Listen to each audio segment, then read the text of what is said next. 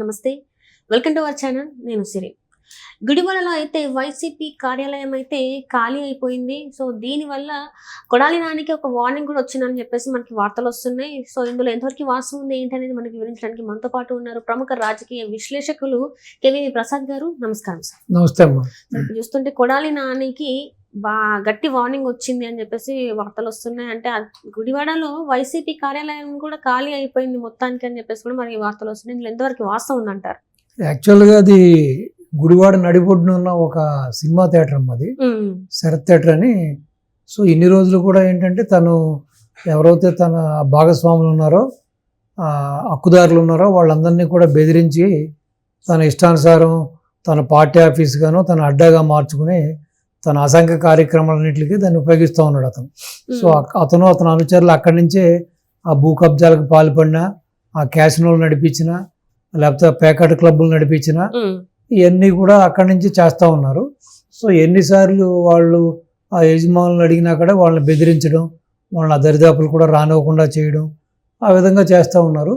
So ఒకసారిగా government మారగానే మీరు చూశారు, గవర్నమెంట్ మారిన 24 గంటల్లోనే ఎవరైతే ఇప్పుడు టీడీపీ తరఫున ఎమ్మెల్యేగా గెలుపొందారో వెనుగండ్ల రాము గారు అక్కడున్న ఆ బాధితులకి బాసటగా నిలబడి ఒక వితిన్ 24 అవర్స్లో ఒక 9 ఎకరాలు ఏదైతే నాని అనుచరులు కబ్జా చేశారో దాన్ని కూడా రిలీజ్ చేసి ఇవ్వడం జరిగింది.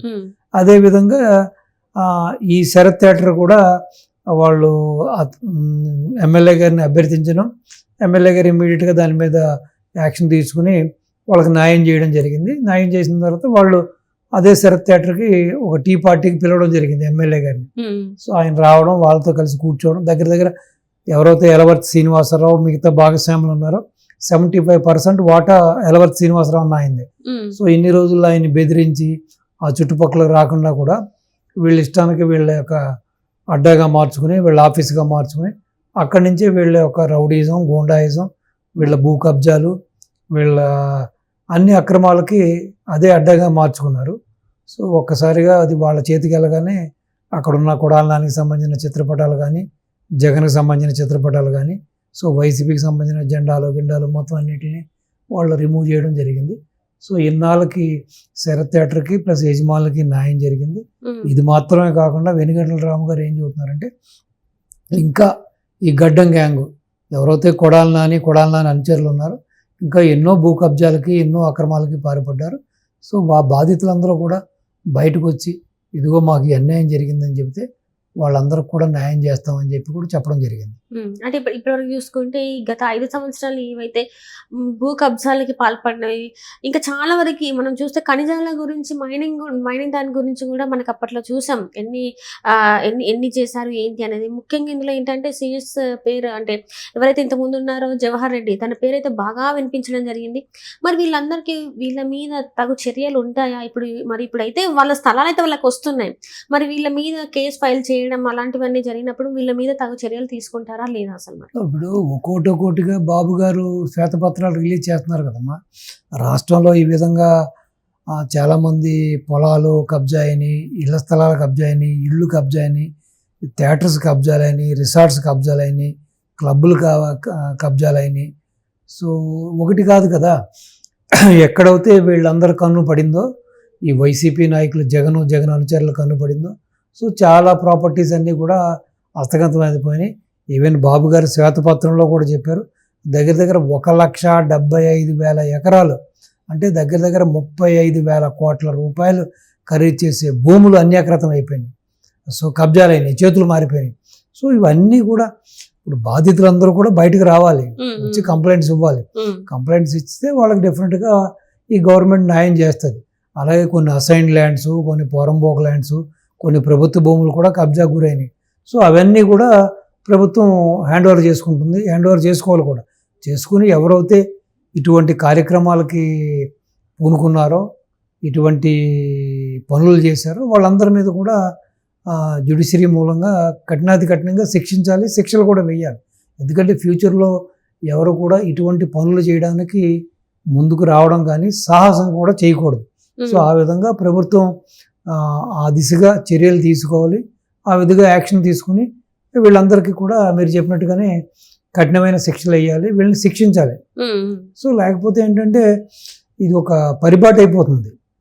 ఇంకా ఆడిందే ఆటరా పాడిందే పాటరా అన్నట్టు ఇంకా ప్రతి ఓడు ఈ విధంగానే ప్రవర్తిస్తూ ఉంటారు. కాబట్టి సో ఏదైతే వైసీపీ గవర్నమెంట్లో ఈ విధంగా ప్రజలకు అన్యాయం జరిగిందో, ప్రభుత్వ భూములకి అన్యాయం జరిగిందో, ఏ విధంగా అయితే ప్రైవేటు ప్రభుత్వ భూములు కూడా కబ్జా గురయ్యాయో, సో ఇట్లన్నిటి మీద కూడా ఒక ఎంక్వైరీ చేసి ఒక కమిటీ వేసి అదేవిధంగా ఒక మీరు చెప్పినట్టుగానే ఒక దీనికి ఒక వార్ రూమ్ లాంటిది పెడితే ఈ వచ్చిన బాధితులందరూ కూడా అక్కడ కంప్లైంట్స్ ఇస్తారు. ఇచ్చిన కంప్లైంట్స్ ప్రకారం ఆ ప్రయారిటీ ప్రకారం 1 by 1 షార్ట్అవుట్ చేసి ఎవరైతే బాధితులు ఉన్నారో, ఎవరైతే ఈ భూ బాధితులు ఉన్నారో, సో వాళ్ళందరికీ కూడా న్యాయం జరగడానికి ఛాన్స్ ఉంది.